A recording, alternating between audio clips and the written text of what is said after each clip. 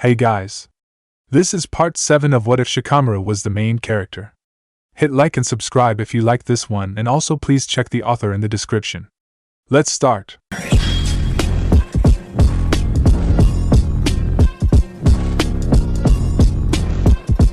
Chapter 31. Once more on the road. ANBU Maximum Security Containment Complex 41 East. Row 8D. I have more water for you, Gara-san. Are you feeling alright? I know it must be hard being cooped up in here, but we'll be letting you out soon enough, don't you worry. They kept promising him soon, but Gara didn't know when that was. The first few days were hard. Mother, the Ichibi, they called it, no longer spoke to him, and the emptiness nearly drove him mad. There was no sand to be found in his soft plastic cell, but even if there were, it would have done little good against these people. The clear plastic wall separating him from the others was lined with strange seals that kept his chakra contained. They were scared of him. It was why they had that there. Justified, though, in that he would have murdered them all otherwise, and yet they kept coming down. Gara didn't understand these people at all. Why weren't they running away, screaming? He was expecting them to. Or at least, he had expected them to try to kill him, while he was weak and Mother wasn't there to help him. But no. Nothing happened. They just sent people down. Every day, at least once, like clockwork. They were his clocks, for there were no clocks here. They would send someone, sometimes a group of people, down to talk to him. And after a short while, those people would leave. Gara had suspected some sort of trick at first, but when nothing happened, he realized that that was all they were doing. They were just talking. It was very odd. Gara never talked in this way before. As in, making conversation for the sake of conversation. He only said what needed to be said, no more, no less, and that was that. They never ventured past the black line, for beyond the black line was his domain, and Mother's, if Mother ever woke up, but they talked to him, and asked him questions. Not like an interrogation, they left Suna alone. It would have been easier if they had. He had been trained for something like that, but they didn't seem interested in his village's secrets. They were asking questions about him. Gara had been surprised to find out that he didn't know any of the answers to them. What is your favorite color, Gara? They had asked him once, like it had mattered. What is your favorite place to be? Do you like the desert, or the forests, or mountains, or oceans, or rock canyons? Your opinion matters to us, Gara. Gara hadn't known the answer to that either. Growing up the way he had, he didn't have a preference for many things. Avoiding assassination by his father's men, and killing people, that had been the extent of his worries. Had he really been so simple-minded? Gara had grown up in a desert, so he was most used to that landscape, but that didn't mean that he liked it. He had never seen mountains or the ocean before, so he had no idea what that was like. In the end, they had let him try out a little bit of each. Somehow, they managed to change the wallpaper of his room, because it was more like a room than a jail cell, so that it looked like he was staring out at said landscapes. Probably a minor genjutsu, except that Kai did not disperse it. The desert was boring. He had already seen too much of it. He didn't like the mountains or rock canyons. They were craggy and gray and ugly. Not that he was much of a judge for what was ugly and what wasn't, but he just didn't like them. The ocean was basically a wall of mist every day, and so, of the 5 landscapes he had to choose from, the forest was the most bearable. It was nice and soothing and calming, and an interesting change of view to a boy from a land where trees were small enough to fit in pots. Do you know what your favorite color is yet, Gara? The blond man asked. Gara liked him the best, well, hated him the least. He didn't know if he liked anyone he had ever met, but this man was definitely better than everyone else he had met. He had this non-judgmental air around him, like his life's purpose was solely to listen to other people and not make any comments. Once upon a time, Gara might have chosen red for blood. There was no need to assert his existence down here, though. They already did it for him. Funny that. They actually wanted him around. Or they were making sure he was still there, that he hadn't escaped, but at least they pretended to like him. Temari and Kankuro hadn't ever bothered to try. Besides, red really clashed with the green and browns from outside, so Gara settled for a goldenrod tint instead. Also, the goldenrod tint they had provided him with came with a wood-patterned theme, which was more interesting than the plain blank walls that the other colors had come with. It was actually fun, getting to choose something for himself. Gara hadn't realized that making a choice about things as insignificant as wallpaper color could be so engaging. If you ever get bored, I found a few books for you, too. I'm sorry we didn't get any to you earlier. We didn't really know what you would like to read. Gara wordlessly took the proffered books. Among them were titles such as The Tale of the Utterly Gutsy Shinobi, The Rime of the Ancient Sage, Beautiful Woodland Photography, and Profiles in Love and Courage. He had never heard of any of those books. He went for the one with the sandcastles on the front first. Sand art. It was a civilian book. Apparently, people could make beautiful sculptures and light table drawings with sand. Gaara remembered playing in the sand once, making those things, when he was very small. But after killing people with his sand for so long, he had forgotten how. Now he wanted to remember. "I'll see you tomorrow," Gaara said the man. "If you need anything else, let me know." ANBU Maximum Security Containment Complex, Row 8D. "Well?" Ibiki asked. "Which wallpaper did he pick?" "The forest, of course," Inoichi snorted. "I made sure all the other ones were as boring as hell. Look at this.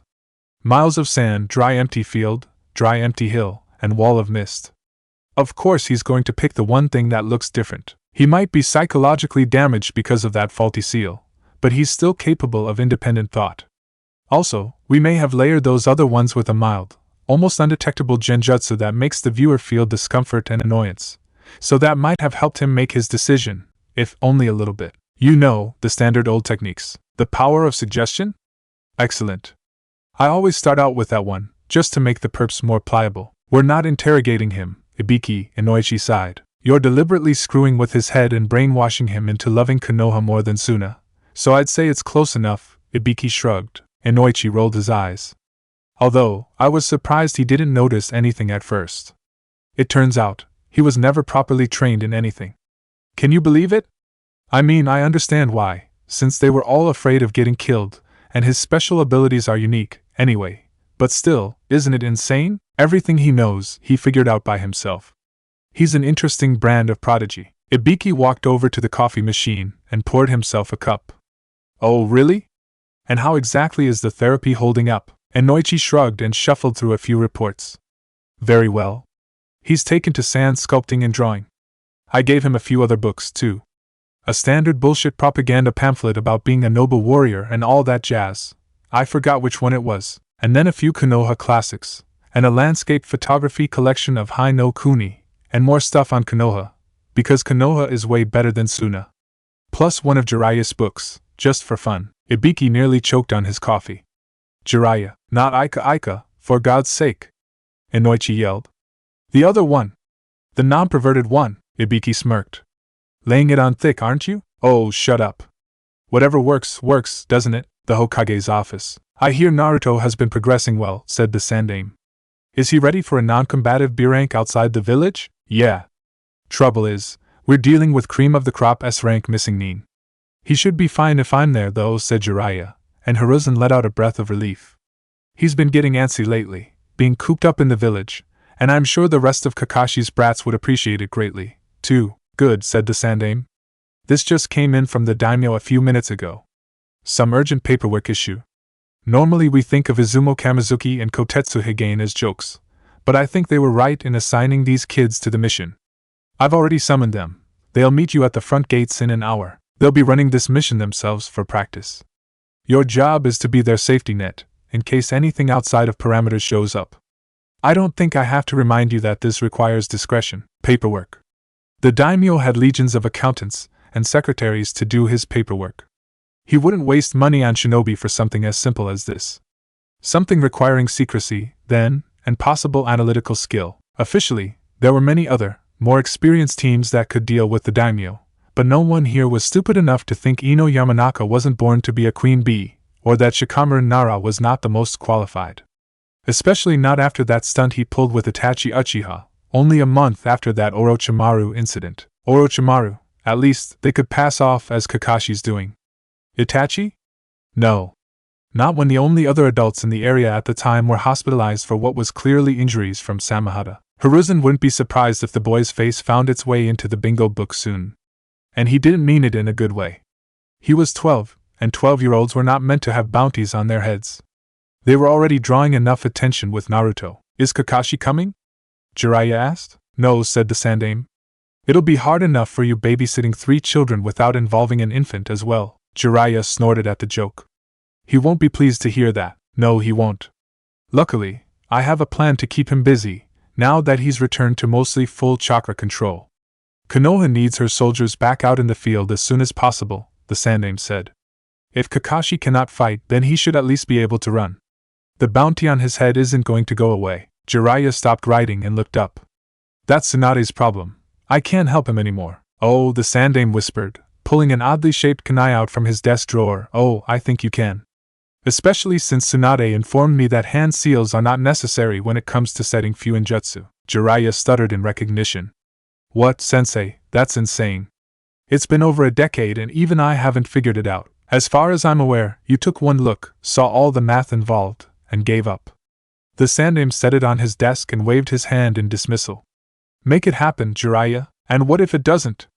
Jiraiya asked. The Sandaime shrugged. Then we'll have something to keep him busy for the next few years, probably. But that won't be an issue, because I am certain he'll find a way. How are you so sure? For the same reason Inoichi Yamanaka will succeed with Gaara.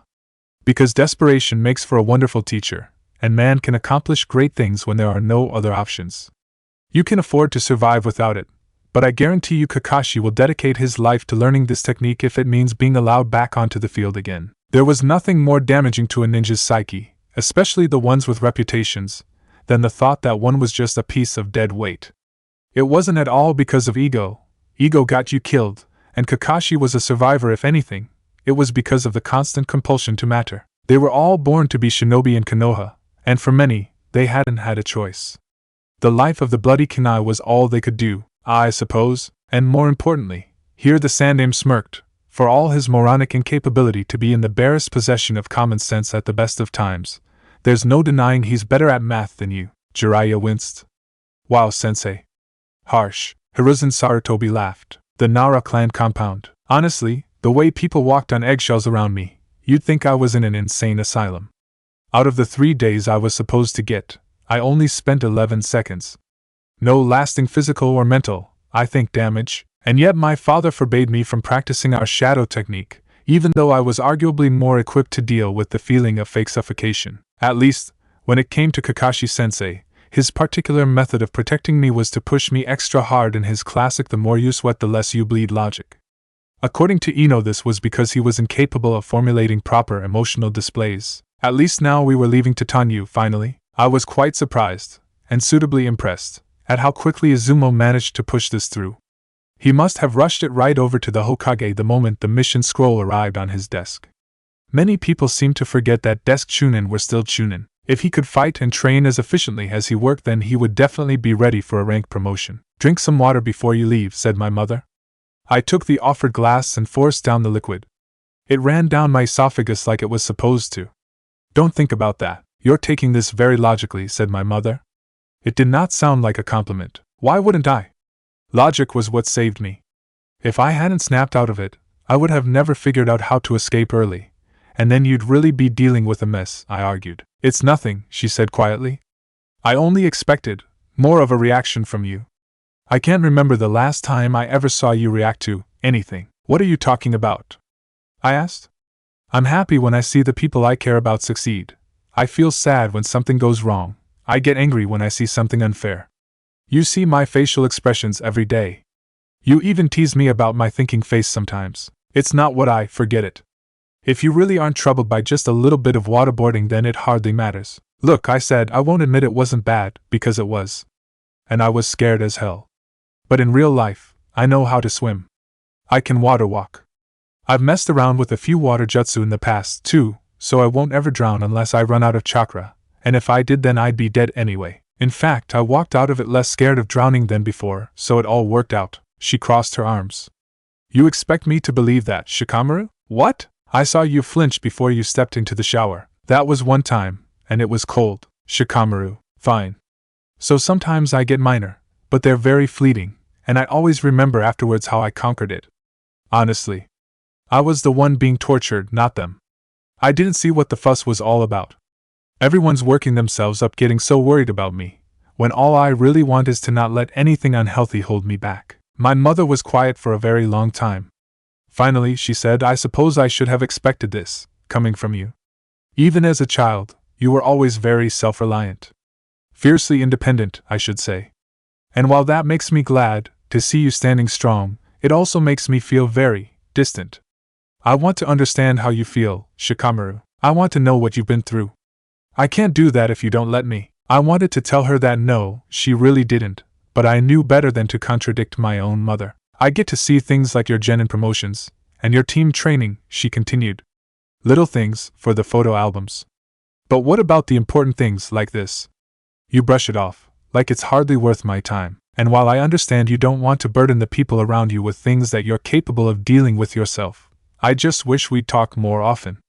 It's like you live in your own little world cordoned off from the rest of us with a brick wall. I didn't know what to say to that, so I said my goodbyes, informed her that the mission wasn't scheduled to take longer than a month, and headed over to Konoha's private directories to meet up with Ino and Naruto. Legally, the building designs of the daimyo's palace were supposed to be a secret to everyone except the daimyo himself for security reasons, but of course that was never the case in real life.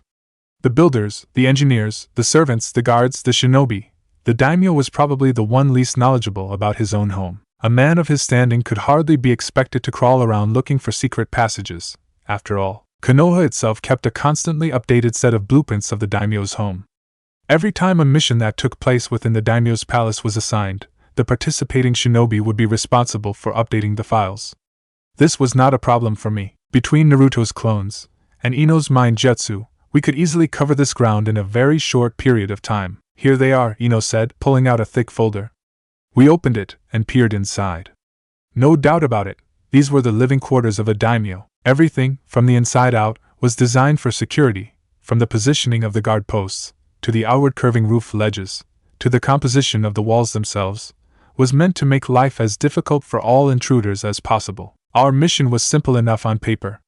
The daimyo simply required assistance doing some cleaning and paperwork. That could only mean there was trouble brewing in the court of Hai no Kuni. The daimyo had legions of pages and servants to do his chores. The only reason why he'd be asking the shinobi of Konoha to do such trivial tasks was if he didn't trust his staff to do the same. It could range from either something as simple as a money launderer within his treasury to something as serious as a traitor shaking up the standard chain of command. This was going to be pretty damn fun. This isn't just a standard investigation. It'll also be infiltration.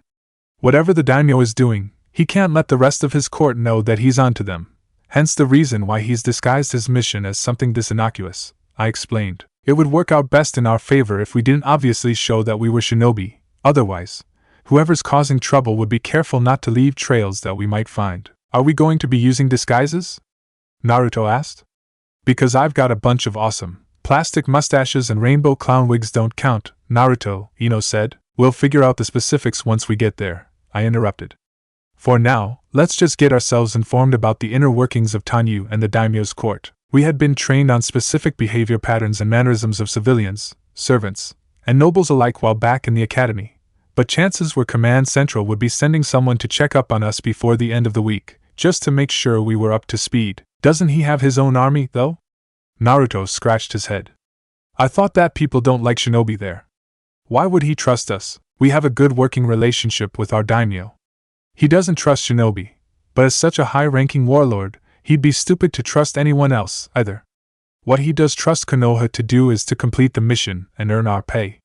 In other words, he is counting on us to be dishonest, since we're supposed to be dishonest anyway. Right now, he's more worried about the honest people in his court, since you can't tell when they won't be. Plus, Konoha has this pact with the daimyo. We're an autonomous village, but we can't accept any missions that would harm him directly. In effect, we can only work with him, and not against him, meaning that we're a good deterrent against his enemies, since he can hire us to get rid of them, but not the other way around, Ino explained. But what's stopping us from taking those missions if we wanted to? Naruto asked. Betraying him, you mean? I said. Well, nothing really. But it's not really in our best interest to start a war with our own daimyo when there's always so many other problems already present. Jiraiya's house. You called? Kakashi asked, sliding into the room where Jiraiya was packing his things. Jiraiya blinked. Once. Twice. No, I didn't. Well, he was going to, but Kakashi couldn't possibly have known that. What's more, none of this changed the fact that Kakashi Hatake was, for once, early, and obscenely so. Jiraiya took a moment to wrap his head around the possibility that the world might have imploded, and then leaned back in his chair and let out a long sigh. I heard Team 7 is about to leave on a mission to Tanyu, and I'm not invited. Is that true? Kakashi plowed on. Hokage's orders, Jiraiya grunted. He threw a spare peasant's costume into his pack and meandered over to his desk. Now where did I put that portfolio? If you want to see Naruto, he finished packing a few minutes ago. He went with Shikamaru and Ino to the map room. We'll all be meeting at the front gate, Kakashi pouted. But I'll be so alone. Jiraiya did not fall for it. He wasn't as oblivious he often pretended to be. Beneath that calm exterior was someone who had spent the past few weeks doing nothing but beating himself up over something that wasn't his fault and scheming how to exact extremely painful and disproportionate revenge on two men far out of his reach, as the kid normally did when things didn't go his way, the brat. He had a more delicate brain than he let on. Torture him for months and he wouldn't break, but go for his soul and he'd completely shrivel up like a raisin in the sun, Jiraiya snorted. Don't you have those little voices in your head to keep you company? That's the Sandaime, not me. That sent a frown onto Jiraiya's face. How long has he been acting like that anyway? Kakashi shrugged. I have no idea. He never does it in public. I only know about it because he likes to single me out for private lectures. What a surprise. And sometimes he starts mumbling to himself after I leave. I didn't think too much of it at first, since lots of people mumble when they're working something out. But it's not every day you hear a guy arguing with himself. That was a little worrisome, but psychology wasn't really Jiraiya's specialty, and he wasn't sure if this was something he should go around blabbing about. Their political situation with all the other hidden villages was already quite delicate. Konoha could not show even the slightest bit of weakness, or they'd be done for. As long as the Sandaime Hokage did his job and did it well, who cared what happened behind the scenes? The answer is no, Jiraiya automatically responded as Kakashi opened his mouth again. You didn't even hear my question yet. I was going to ask if I wasn't going, and by rule of double negatives, Kakashi, shut up. You're not going, and that is final, Jiraiya said bluntly. And don't you dare throw a fit in front of me. You want to raise a stink, go to the Sandaime. Naruto's going. The people after him are worse than the people after me, Kakashi pointed out. Naruto can turn everything within 10 meters of him to ash in the blink of an eye, and that's just releasing the first tail, Jiraiya snapped. Ah. There it is. To the untrained eye, Jiraiya was simply holding a bundle of dog-eared papers. To the trained eye, it was still a bundle of dog-eared papers. Kakashi shrunk as if slapped. So you're calling me more useless than a genin? If that genin is Naruto Uzumaki, then yes you are, Jiraiya said, even though that wasn't strictly true. Kakashi was still plenty dangerous. Just no longer as dangerous as some of the men who wanted his head. Hence the reason why Kakashi was being guarded like a useless civilian noble even though he was a jonin who could easily take down the average hunter-nin. But you won't be, and he chucked the pile of tree pulp at Kakashi's head. Kakashi caught it between his hands, got a glimpse of the front, and froze. It was not the notebook itself that was special, of course. It was the information contained inside. An effective, chakra fishing technique that did not rely on hand seals, perfectly suited for someone with low chakra reserves and a fighting style that relied on speed rather than strength. On the cover, ink faded with time, one could still make out the graying words designating the two men to whom those ideas belong. One name, written in spidery, but regal script, property of Tobirama Senju, and underneath it, the second name, in neat, rounded print, modifications by Minato Namikaze. Chapter 32, A Hollow Wooden Horse, Jiraiya's House. Kakashi's face looked like a cross between a kicked puppy and a stranded fish. It was too much for Jiraiya, who burst out into hysterical guffaws. Is this the Hiraishin no Jutsu? Kakashi whispered. Jiraiya was bent over, wheezing. You had it this entire time? Jiraiya nodded, still laughing. Fine, so perhaps Jiraiya should have given it to him sooner instead of waiting for the Sandaime to remind him about it. But he couldn't have let Kakashi get his hands on it right after Minato died. Jiraiya wasn't that irresponsible. Letting an emotionally compromised teenager with a chakra parasite eye attempt dimensional jumps was just asking for trouble. And then Jiraiya's world travels happened, and Orochimaru happened, and Akatsuki happened, and he was busy, okay, whatever. Seeing Kakashi shocked into speechlessness was a once-in-a-lifetime opportunity, and all of the stalling had been so worth it. Kakashi gently hugged the package to his chest like it was going to fall apart if he even jostled it a tiny bit. Which was, to be fair, true. To call it unwieldy was an understatement. A chaotic conglomerate of faded parchment held together with hope and prayer was a better description. Jiraiya himself had dropped it multiple times, and he'd given up on putting it back together long ago, having opted for cramming the pages back in any haphazard order he could manage and keeping it in one relative mass with various combinations of tape and string. He didn't think Tobirama had ever learned to number his pages, and he was pretty sure that Minato, for all of his organizational prowess, hadn't, either. If there was anyone who deserved the arduous task of putting the thing back together in the right order, it was Kakashi. The really funny thing was watching him revere a dog-eared bundle of papers more than he respected most people on the planet. "You should see your face," Jiraiya gasped. "Oh yeah?" Kakashi retorted, never one to be the butt of a joke for long. "If you've had it for all this time, how come I've never heard any stories of a teleporting Sannin?" Jiraiya shut his mouth petulantly. "I'd like to see you decipher something that isn't even in the standard script." That had been the genius of the Yondaime. He'd invented his own goddamn custom sealing language from scratch for the sole purpose of improving one of the Nidaime's curiosities, because that was what the Hayashi originally was. A barely functional curiosity. Tobirama's experiment in a Fuinjutsu-based equivalent to the Shunshin. That was the version the Hokage guard platoon learned, and since it was slower and clunkier and more complicated than even Kawarini, it was simply regarded as yet another theoretical exercise in Fuinjutsu application rather than a useful technique. Like what? Kakashi asked, crossing his arms. But Minato had recognized its potential, dubbed the Uzushiogakure standard script as completely useless for these purposes, even though it had been created by the greatest sealing masters of history and worked perfectly well for basically every other application for centuries. The arrogant little shite, and invented an entirely new, perfectly self-contained system of sealing. All of that, to improve the speed and efficiency of one technique. And then he up and died without teaching anyone what exactly he meant by all his numerical mumbo-jumbo, except for maybe one person, like those rows of numbers and letters that don't even have any operations. They're not even labeled. What purpose do they even serve, huh? Jiraiya asked, pointing to a random page. Kakashi lifted an eyebrow, and then, 2 seconds later, answered, "That's just him being too lazy to write down 100 different variables for 5 different dimensions 20 times. Jiraiya threw a scroll at Kakashi's smug little face. "Get out, smartass." Kakashi ducked the flying scroll, and his grin sobered when he glanced a second time at Minato's masterpiece. "When are you going to tell him?" he asked. "Oh gods, this again. That's your job. You're his sensei, and he was yours," Jiraiya said, staring pointedly at the secret code to the Hayashi. "You're his godfather," Kakashi shot back. Jiraiya buried his face in his hands. "Oh, don't remind me. You should tell him," Kakashi repeated. "And what exactly do I tell him?" Jiraiya hissed. "Hey Naruto, you remember those years you spent alone with a crappy childhood?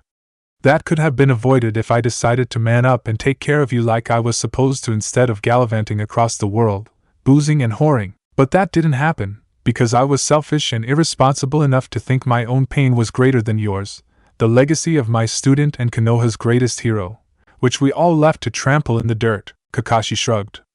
"That sounds about right." Jiraiya looked down and fiddled with the clasps on his pack. "I'll tell him everything when he masters the 9th tale," Jiraiya promised. Kakashi looked out the window.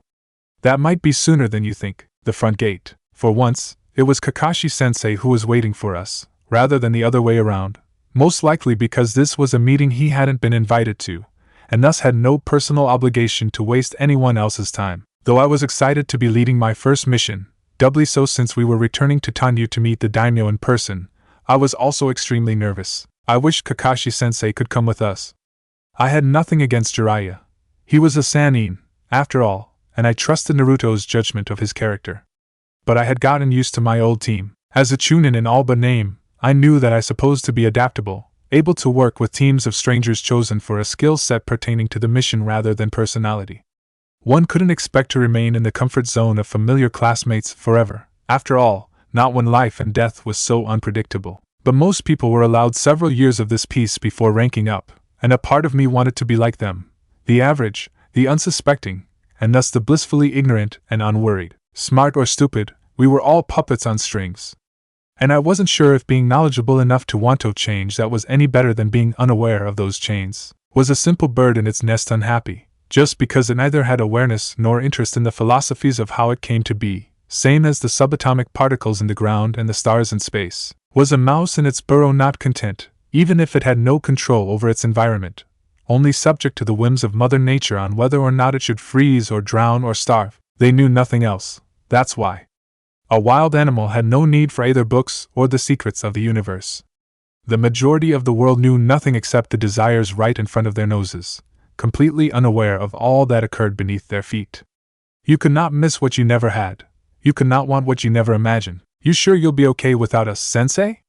Ino asked, half in jest, and half seriously. I'll be fine. Sort of, he admitted, and there did seem to be a new spark of hope in his eye that wasn't there before. But here. I got something for you three. He held out 3 packages, wrapped in plain brown paper, one for each of us. What's this, sensei? I asked, grabbing one and feeling around the edges. Seems like a book, Naruto grinned. It's not one of your perverted books, is it? Kakashi-sensei at least had the decency to look affronted at that accusation. What? No. Why would I ever do something like that? We all gave him the look. He rolled his eyes. Well, if you're just going to be so ungrateful, then I'll take them back. Nope, that's okay, Ino said quickly, and tore the paper off her package. Naruto and I did the same to ours, although it hadn't really been necessary, since we had all been given the same book anyway. And thank goodness it wasn't Aika. Names, faces, ranks, known jutsu and skills, village of affiliation or former village of affiliation if they were a missing nin, villages issuing or accepting bounties, bounty value for dead or alive, flee on-site commands. Sensei, I asked, is that a bingo book? The latest updated version, he grinned. I even got you guys each your own platinum limited issue personalized copy. That turned out to mean he had simply written our names on the inside cover, in pencil. Not even something vaguely permanent. Pencil. Consider it a gift from me for surviving the Chunin exams on your first try as rookies. Naruto, Ino, and I all bit back groans. That basically translated to, memorize this thing by heart from cover to cover. I'll test you when you get back from your Tanyu mission in Kakashi's. Yamato had a mixed expression of pity and internalized glee hidden in the corners of his mouth, as if he had been forced to do something similar before and was now relieved that it was someone else instead of him this time around. I had seen the same grin on Naruto's face before, every time Kiba got into trouble for a prank in his place. Why is it so thick? Ino asked. I've seen my dad carry a few copies around before. They're not supposed to be this fat. That's because it's my personal compilation of all the other villages' bingo books, Kakashi-sensei explained. It's important that you know who other villages are targeting or otherwise looking for on top of who we want targeted. I don't expect you three to go around claiming bounties anytime soon, but it's always good to be aware of dangerous foreign nin. I tried to organize them by bounty amount, because those are usually a good indicator of skill level, although sometimes I will switch them around if I disagree with common opinion, usually because the ninja with the smaller bounty is more dangerous in some other way. Anyway, the last few pages are an alphabetically ordered index, and the first few pages are a table of contents, so there isn't as much as it looks. For such a disorganized person, Kakashi-sensei could be really organized sometimes. I took a peek at the book again. Sure enough, there were marked colors at the top of every page, showing each village that listed a bounty for a particular ninja. Very powerful ninja were usually wanted by all other villages except their own. Very powerful missing nin were wanted by all villages including their own. Ino was not as impressed as I was. Is this crayon? She asked, pointing to the colored tabs. Perhaps. You're 26. You live in a ninja village. Where did you even get crayons? Hey, who's this guy with the big-ass meat cleaver? He has a mask, too. Is he your secret cousin or something? Naruto asked, pointing to a random page. That's Zabuzamomochi. The guy who killed Gato, and the reason why there's that mess in Wave, remember? I said. Oh yeah, and I think that's it. I don't like long goodbyes. So, try your best, don't screw up, and hope you have better luck than me, Kakashi-sensei said. Don't forget to brush your teeth. If something goes wrong, just spam clones and run like a bat out of hell. And Jiraiya, what, brat? Make sure they don't die. That's important. Gee, thanks, sensei, Naruto called after him. Since when could Naruto use sarcasm? Ino mouthed to me. He's on a team with you, me, and Kakashi-sensei. He would have learned sooner or later, I whispered back. I heard that. Naruto yelled. The Hyuga clan compound. Hinata. Hinata winced and stared down at her knuckles, which were wrapped up in bandages. She knew what was coming. Yes, father. Just apologize. Bow politely and agree with everything he says, and maybe, just maybe, he'll dismiss you before he starts that lecture about being a disappointment to the clan again. First a weakling, and now a little barbarian who would rather use her knuckles like an Inuzuka than a proper Hyuga. Nonetheless, strength is strength, and I am not so unjust to overlook it when I see it. On the other hand, do I have to? Hinata gulped. She didn't quite remember what happened to the little tree, but it was gone now, and her father seemed more interested in how she demolished the tree, Had she really done that, rather than the property damage associated with it? Then again, it had been a stunted little thing, anyway, and Hayashi Hyuga had probably been wanting to get rid of it for ages. I want you to spar Hanabi again. Do not hold back. Oh no. No no no no. If I lose, but if I win, then Hanabi will definitely get the seal. Hinata stared back out the window to where the servants in the clan were digging up what remained of the destroyed tree to cart away. Not Hanabi. No. Oh, I am so dead. Konoha, somewhere? Fancy meeting you here, the Sandaime said. I haven't seen you out in the sunlight in quite some time. Then, he paused, considered their surroundings. An underground bunker guarded on all sides by various ANBU operatives of questionable loyalty, and had himself a good chuckle at the irony. Danzo Shimura looked around at the barren concrete walls. Well, what can I say? Sometimes I like a change of scenery. The two of them shared a quick smile. The Sandaime knew they were just that, smiles, and nothing more. But Hiruzen Sarutobi longed for the days when friendship was still good and true, when the two of them could legitimately tell each other jokes without having them carry any meaning any subtler than expressing a sense of humor. This wasn't supposed to be his job, damn it. They were supposed to be on the fourth Hokage, not the third. The persona of the Sandaime Hokage had been supposed to die when he had nominated the Yondaime Hokage. If only that noble idiot hadn't gone and gotten himself killed. Things might have turned out so differently then. Hiruzen Sarutobi should have died the night of the Kyuubi attack, and would have, had he been fast enough. He would have gladly given up his own, aging self to keep the village prosperous. There was no use crying over spilled milk, but the regret would always be there. They should have had Minato Namikaze. Instead, there was him, and Danzo, two old men long past their primes. Minato Namikaze had been a very special man to him. Not because he had been the Yellow Flash. Not because he had been a sealing expert. Not because he had been an amazing fighter. But because he had been a man capable of surviving the viper's nest that surrounded every position of power, without having to fake kindness. He could cry at the funeral of a man he had murdered in cold blood and no one would doubt his sincerity. Not even a little. No, every bit of his love and happiness had been completely real, even when surrounded by traitors on all four sides, and for all of his life Hiruzen Sarutobi never figured out how he managed to do it. Please, Danzo said. Sit. He gestured to the lone set of furniture in the room, a pair of rickety wooden stools around an equally rickety table. I apologize I don't have better accommodations for you. I know it doesn't look like much, but they were carved from one of the Shodaime's trees, and hold great sentimental value to me. I hope their interesting history makes up for their lack of comfort. Ah, well, thank you. How interesting indeed, the Sandaime returned. Of course, when I say interesting history, I meant this was the attempt at a wooden horse from 2 genin drunk off stolen cooking wine, Danzo added. See, the 2 chairs were supposed to be the legs, and we were planning to attach it later. Oh, gods above, Hiruzen sighed. The body wouldn't stand up straight, so it just ended up looking like a sideways crab. Tobirama was furious that we had destroyed one of his brother's trees, but Hashirama was laughing his ass off. That's not even a table. You've just turned it upside down, and seated it upon its tail and unfinished head, Danzo shrugged. Waste not, want not? Hiruzen sunk into the chair and tried not to laugh. Every single goddamn time he went to talk to Danzo, this always happened. If he had been any stupider, he would have forgotten the fact that Danzo Shimura was responsible for the forced indoctrination of who knew how many children. Oh, but that was completely fine, because he hadn't kidnapped a single child for years. What a thing to be proud of, on the account that the ranks of Root were already full enough, and all those forsaken orphans were already grown up and beyond help by now. The village this, the village that.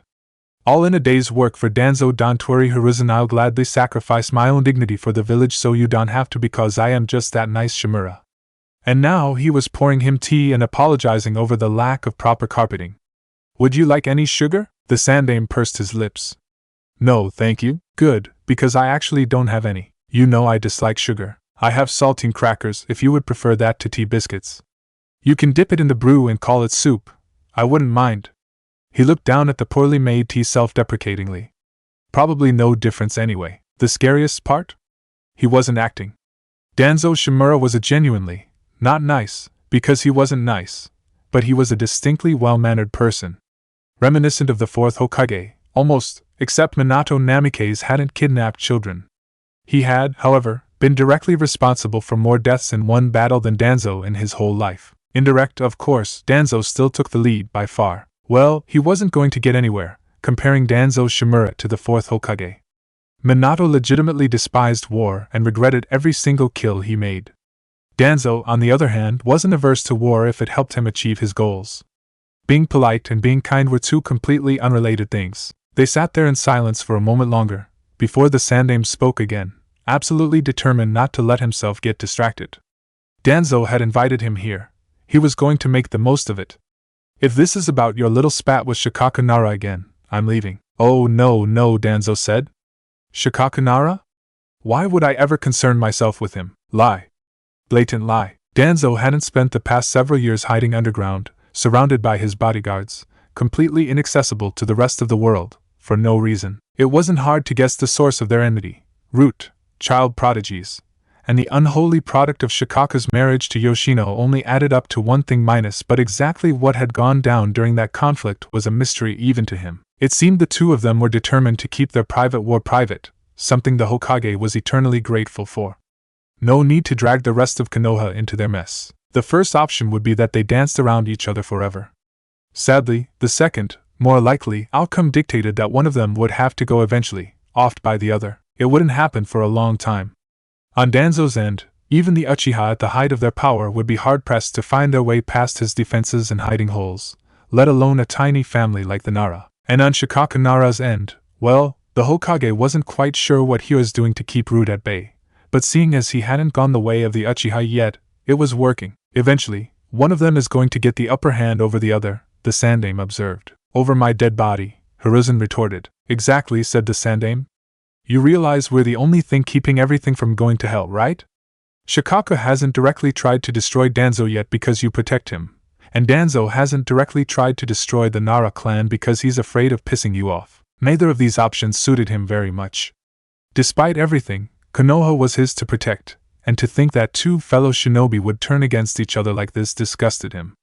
It was his duty to keep as many people as he could alive. He hated being stuck in the middle like this. Look, I don't know what happened between you two, but don't try to bullshit me, Danzo. It obviously has something to do with his son. Oh, that? That was years ago. A silly mistake on my part, I'll admit. Danzo shrugged. The Yamanaka didn't say no. The Aburame, one of the noble clans, didn't say no. How was I supposed to know that sleepy Shikaka was the only one among them who had any balls?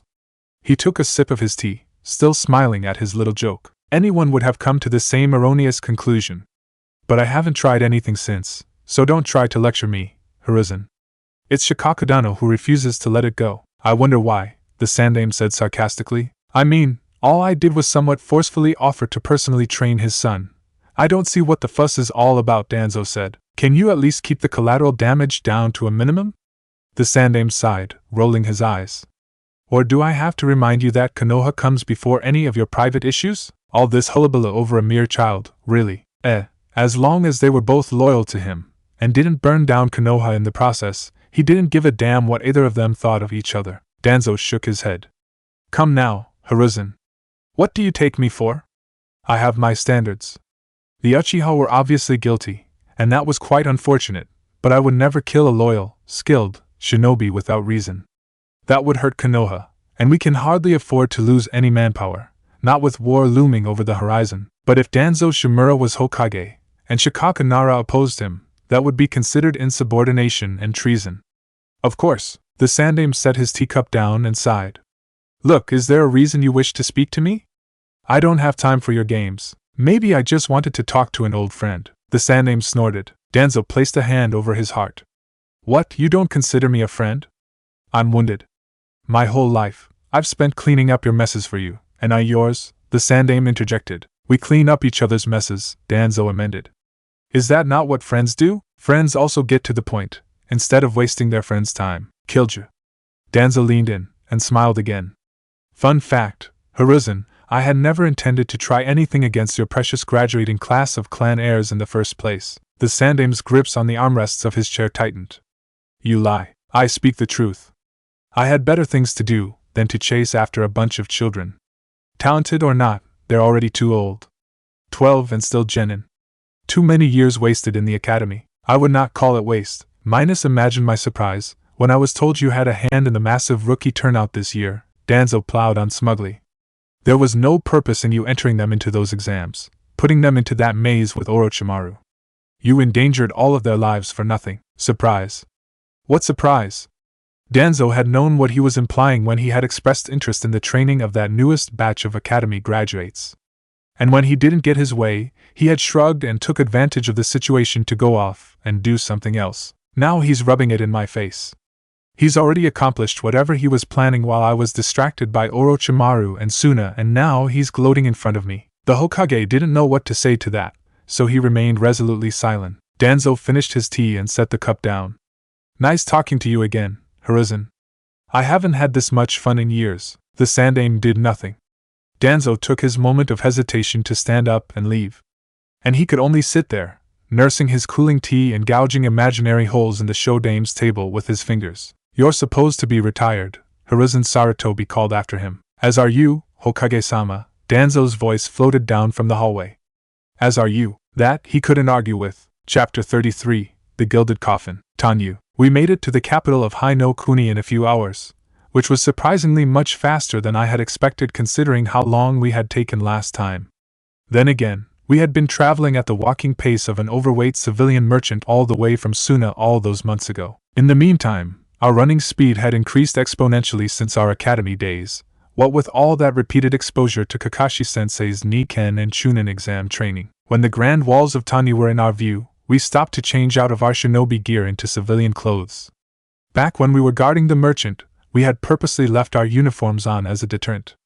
We wanted people to know we were trained shinobi, to deter any would-be thieves. But this time, our mission had called for discretion, and so we were simply another poor family looking for serving work instead. The daimyo's palace had been very easy to find. It was, after all, the largest, fanciest set of buildings in the city. Though set of buildings was an understatement, because it was a city in and of itself, a massive compound composed of multiple sectors, and thoroughly self-contained. It even had its own set of walls, shelled inside the walls of Tanyu like an inner layer of an onion. There were farming villages I'd seen that were smaller than one of the royal apartments. One of the daimyo's bodyguards was standing at the front gate. I went up to him and showed him my forehead protector and the mission scroll, which I had kept hidden in my pockets up until now. The man seemed surprised, most likely at our age, but he didn't comment and let us pass. There was a stout, middle-aged maid holding sets of palace uniforms waiting for us. The director said you were new, she said. You must be very important servants indeed, if the daimyo wants to meet you in person. Who are you? Ino asked. Servants don't have names, she said. But my friends call me the butterfly. She was not stunningly beautiful like the ladies of the court were expected to be, but when she smiled at us, her whole face lit up in a friendly glow, framed in gentle laughter lines. But underneath her unassumingly plain features and her salt and pepper hair, and the crow's feet around her bright eyes was a hint of something less innocent. Something neither malicious nor helpful, but with the potential to be both. Her motherly gaze was not one of unconditional love and devotion, but of the self-satisfaction coming from an iron-willed woman who knew things others did not. A gaze that promised things people didn't expect her to be capable of, because of how harmless she looked. I could see the hard wrinkles of a lifetime of labor in her hands that belied her frail frame. She knows we are shinobi. She inferred it, simply from the knowledge that we were going to see the daimyo directly. All because she was asked to deliver a set of uniforms. And are we friends? I asked carefully. There was that smile again. I wouldn't want to be enemies. There was a clatter of armor as a guard turned around the corner to escort us. She bowed quickly. You ought to see to your duties. Then she turned and disappeared. From the look on his face I could tell Jiraiya saw the same thing I did. He said nothing, however. Neither did Ino, who would have alerted me if the butterfly had a shinobi's developed chakra system, or at least one honed through training, like Lee's. That woman was simply a scarily well-informed civilian. Of course, I did not dismiss her because of that. Just because she was non-combatant didn't mean she was helpless. I was unsure if I could trust her, but at least I didn't want her as an enemy. The daimyo was already in his office when the guard showed us in. He looked up at the sound of the creaking double doors. Oh, there were many types of OS. This one was one of both surprise and disappointment. Your children, the daimyo murmured. Jiraiya said nothing. I was learning to lead a mission. Making a good first impression was for me to handle. Luckily, I was used to being underestimated because of my age. No point in getting sent all the way out here, only to be sent back because our most important client didn't like how we looked. Pardon me, but is there a problem? I asked neutrally. He could take that question however he wanted to. On my end, I wanted to be polite, but I couldn't let myself get stepped on. Court politics was, in some ways, just as brutal as shinobi politics. The only difference between us was that these men, and women, could not control chakra, which didn't matter because their pens and ink were just as deadly. After all, on average, more soldiers died in a single civilian battle than entire shinobi wars. And all because of some royal order. Because if there is, I assure you, we are more than capable. No, the daimyo said. He talked quickly and nervously. It was not the nervousness of hidden guilt, however. They were simply the random bursts of thought of a man generally frazzled on a regular basis. He was doing his best to hide it, as a high-ranking man of the noble courts always had to. Like shinobi, he couldn't show weakness before his courtiers and subordinates. But I was used to deciphering much stonier people. I know the Sandaime would not offend me with incapable soldiers, but you must understand, outside of the hidden villages, the rest of the world doesn't do this, not really. Do what? Naruto asked, scratching his head. You wouldn't understand because you grew up in a hidden village. Children who work deliver papers and wash dishes, that sort of thing. So? Those sound exactly like D-ranks, Naruto muttered. Ino elbowed him. The daimyo coughed. Well, I suppose it doesn't matter. People don't ask questions of children. You would fit in well with the rest of the palace pages. Ahem. Forgive me, I was distracted. Dreadful business, it was, he trailed off. Well, one of my nephews, the son of my wife's second, or was it third? Cousin, this morning, there was a suicide, and as you can see, I cannot have him disrespected or gossiped about. Things are already hard enough for us without the tabloids breathing down our necks. I nodded solemnly. Of course, it came to my attention that I was more unaware of the inner workings of the central court than I should have been, and painfully so. I had studied the various manners and customs of polite society, and the daimyo's direct family tree, but everyone who was not on the line of succession, like this young nephew through marriage, was lost on me. This would have to be rectified immediately. Which was harder than it sounded, because every large organization, from a hidden village to a great castle, had its own invisible pecking order. A social pyramid which one could only understand through direct participation. The daimyo rubbed his face. This is a political nightmare. A member of my family suddenly dead, people would wonder why, and soon there would be rumors about something dishonorable. It was nothing of the sort, of course. He has always been beset with melancholy from a young age, and well, I shouldn't gossip about the dead. Look at me, being distracted again. Look, I need workers around the palace and in the mailrooms to ensure no misinformation is spread. I nodded. I see. And are there any specifics on how you would like it done? We cannot hide the fact that there was a death, simply the manner in which it occurred. The daimyo looked as if he wished they could reverse death. An impossibility, I knew. Death was easier than life, like entropy was easier than order. I do not know much about how you work, or what your special powers are like, and I do not wish to know. He coughed. But if you could, make it seem like he took ill? He had several fevers when he was young, and that is the least offensive way to die, apart from old age. It depends. A healthy young man suddenly dying of illness would be suspect, I pointed out, politely of course. The daimyo hemmed and hawed. Ah no, but his death is not widespread knowledge yet. So, we could delay the funeral, I suppose, I said placatingly, not dismissing his idea just yet. It was not impossible.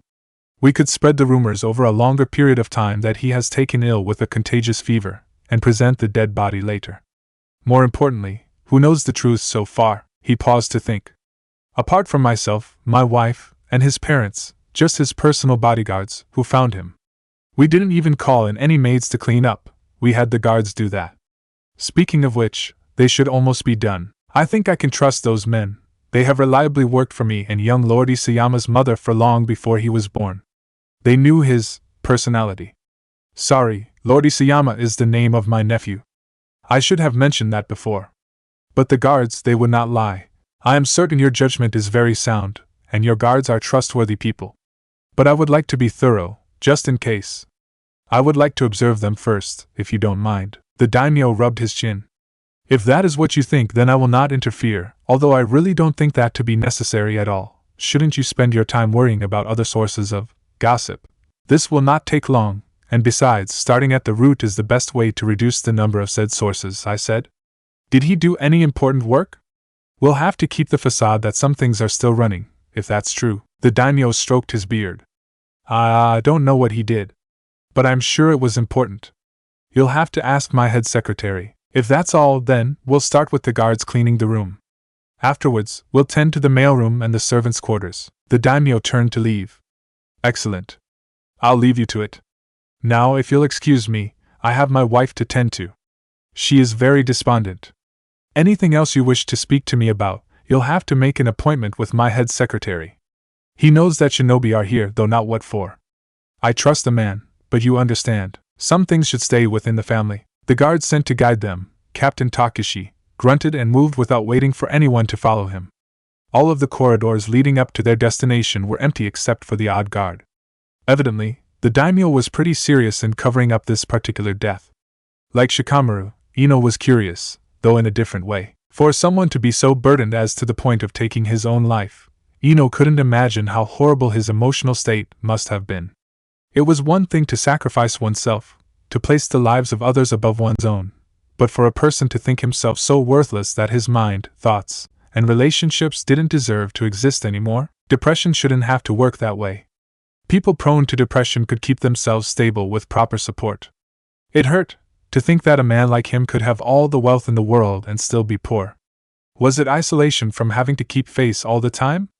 Pressure from his station? Or could it be something more dangerous, like blackmail? It must be a dreadful loss. Was Lord Isayama well liked? Shikamaru asked carefully, as though he was wheedling something from the guard. The question itself seemed harmless, but still. There were some things Ino could just tell. Captain Takashi grunted again. He wasn't well hated.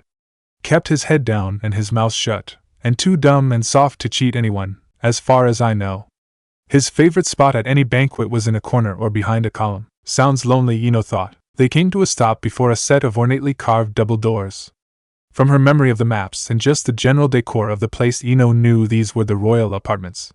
The living spaces were large and elegantly furnished, and everything inside just screamed of money. Ino knew she was well off by Konoha standards, and this was just unnecessary, even for her. Tanyu looked very different from the inside of an ivory tower, Ino decided, but all the gold and jade and perfume in the world couldn't hide the smell of old blood. As they neared the bathroom, the smell only got worse. She could only imagine what it must be like for Naruto, who had the best sense of smell among the three of them. Ino wanted to run outside and throw up, but she didn't. Their skills were already being doubted here, and she didn't want to jeopardize their chances of completing this mission by seeming weak or queasy. This was, after all, Shikamaru's first time leading a mission, and she could tell it was very, very important to him. So, rather than running outside and throwing up like some newbie, she steeled her nerves and breathed through her sleeve instead. All the pretty white marble tiling did little to improve the situation. Death was death, whether you were a poor farmer out in his rice paddies or the emperor of heaven. A person, just like her, living, breathing, thinking in one moment, and gone the next. As a Yamanaka, she had grown up learning that every mind, regardless of who it belonged to, was worth something. Out of the countless worlds in the universe, and out of the trillions of possible human beings that could have been, the fact that one was ever born was a rare, special case. Loss was always a waste. Out of respect for his life, if anything else, she would have to treat everything, nasty smell or not, minus seriously, not just some horror movie object of disgust. Their guard had a different opinion on that. He grunted in indignation. They should have finished by now, by order of the daimyo. Why does it seem like they've done nothing at all? You! He barked at the lower-rank soldiers standing outside the doors, and they jumped. What are you doing, standing around like a bunch of ducks, keeping wandering eyes away, sir? The man stammered. And does it take 20 of you to barricade off one corridor? It smells like rotting corpse in here. The captain roared. Is this how you show your respect to a man you've served for so long, leaving his memory to fester? They are here because I told them so. Captain Takashi choked on his own words and hastily bowed. I apologize, Lady Arakawa. I did not know you were here. Lady Arakawa looked every bit a high-born woman in her heavy makeup and expensive silks, her authoritative posture signaling that she was someone used to dishing out orders and having them obeyed. She turned to us. I don't recall sending for any servants. Are you the shinobi my cousin's idiot husband hired? I asked for proper investigators, not. I can assure you, my lady, we are more than capable, Shikamaru said shortly, though we were told that we were here to cover up a suicide, not. Her mouth curved into an angry scowl, though she was clearly trying to use all her courtly manners to hide it. Of course he would tell you that. He wouldn't believe the truth even if it was dangled right before his face. But it was a suicide, Captain Kakashi protested. He's tried this before, and there's even a note this time around. Let the poor boy rest in peace, and leave him out of your games. Lady Arakawa's glare could have withered a tree. I did not give you permission to speak, but Captain Kakashi would not be cowed. I am a respected guard captain, not one of your maids. You may be nobility, but I answer to the daimyo only. If you had any respect for my son, Captain, you would allow these shinobi to do their job. Lady Arakawa snapped. It was a murder, I know it. He wouldn't. It was taking Ino every ounce of her self-control not to reach out to her. But given how pridefully Lady Arakawa acted before, Ino knew her sympathy might be taken for pity. Offending the mother of the victim was the last thing she wanted right now. Naruto couldn't believe how much these guys spent on a simple bathroom. The faucets were all gold and everything. Which was pretty sad, because that didn't stop a guy from dying. He felt very out of place, standing here. Even more so, because the rubber gloves and plastic bags over his sandals made him feel like a human penguin. He really wanted to scratch his head, too, but it was under a shower cap thing, and he'd have to go outside if he wanted to take it off. Shikamaru was nothing if not thorough, something about not contaminating the crime scene. It was like they were in a detective story. Only real. One thing the stories never mentioned was the icky smell. There was a young man, sitting fully clothed inside a large marble bathtub. His fine robes were embroidered in intricate patterns bearing the fire symbol, not unlike the ones the daimyo himself wore, though one could hardly tell because of the horrid stains. The rusty red-brown color was everywhere, in the water, on the sides of the tub, on his nice clothes. A large, ugly gash had opened his left wrist right to the bone. The knife responsible was in his other hand. So this was Lord Isayama. He looked like he was in his mid-20s. Even for shinobi standards that was fairly young. Not as young as the kids who died in the Third War, but since then the life expectancy had gone up about a decade, which was pretty good, all things considering. Not that it tells me much, Naruto thought. Mid-20s can mean anything. It spans such a wide range of maturity.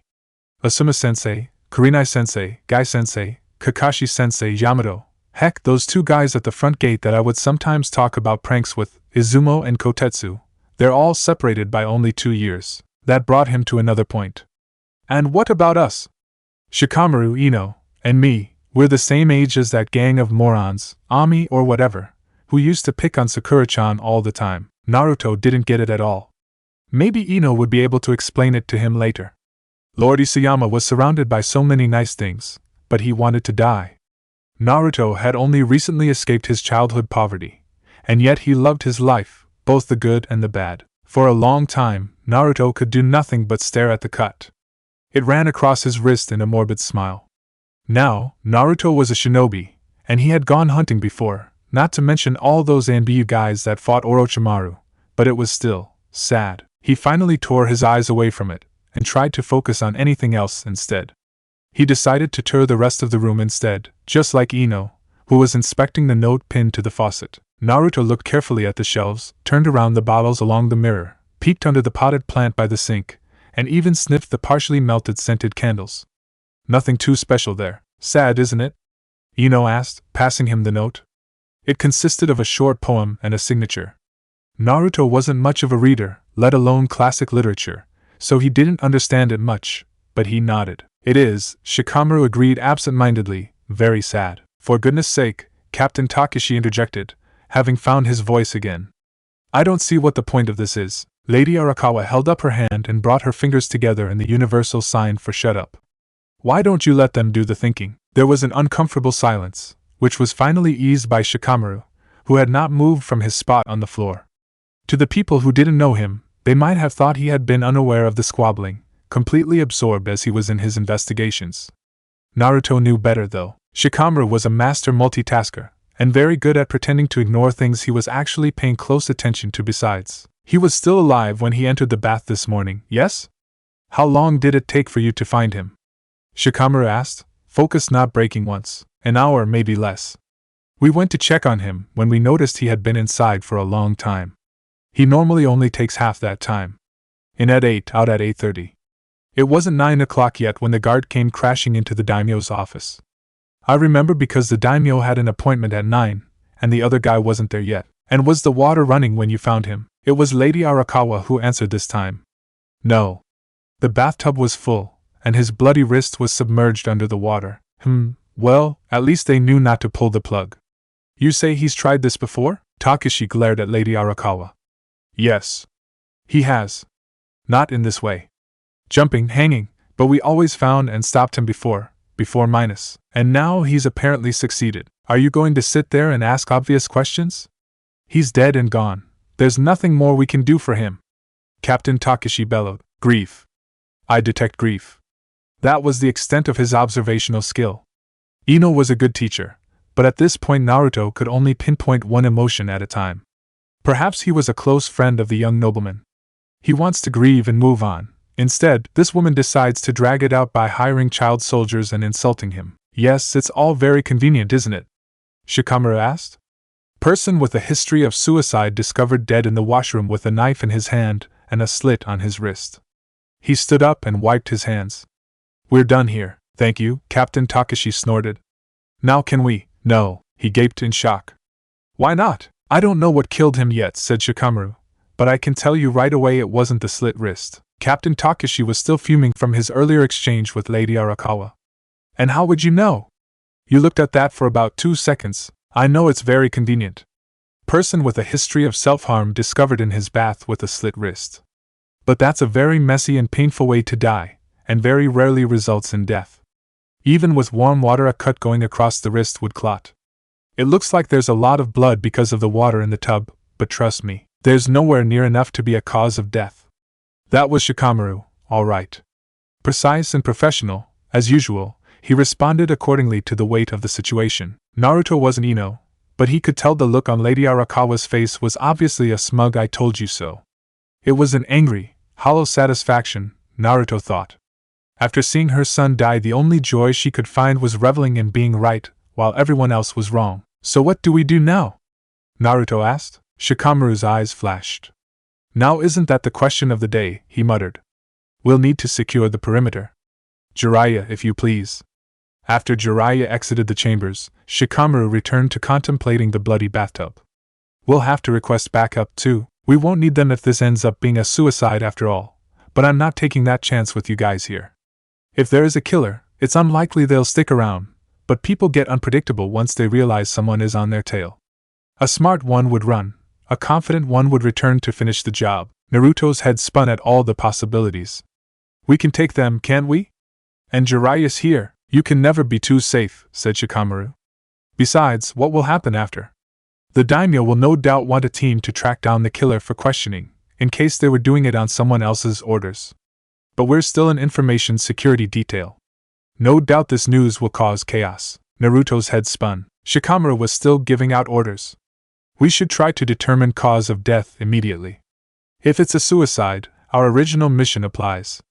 If it's a murder, we'll still need to keep things private. We don't want gossiping strangers getting involved and sidetracking the investigation with unrelated information. At the very least, we have a duty to stay here until our replacements arrive so we can brief them. Naruto's head spun. And Shikamaru's face was blurry. Will they send us home, do you think? Ino asked. Her head was a big yellow blob. They might. I hope not, though. We could have useful. Naruto's ears pounded.